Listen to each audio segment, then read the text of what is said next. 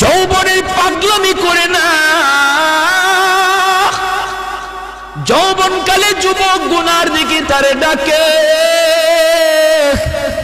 বৃদ্ধ বয়সে একজন বৃদ্ধকে এই গুনার দিকে শয়তান ডাকে না, একজন যুবককে যেই গুনায় ডাকে, ওই যুবক যখন তার যৌবনটারে কন্ট্রোল করে, পাগলামি করে না, আল্লাহর ভয় যৌবনটারে নিয়ন্ত্রণ করে, আল্লাহরে ভয় করে চলে, তারেও যৌবনে মসজিদে পাওয়া যায়, যৌবনে মুরব্বীদেরকে শ্রদ্ধা করতে দেখা যায়, বাপ মার সেবা করতে দেখা যায়, রমজান মাসে রোজা রাখতে দেখা যায়, নবীর সুন্নাত তরিকায় চলার চেষ্টা করে রে যুবক।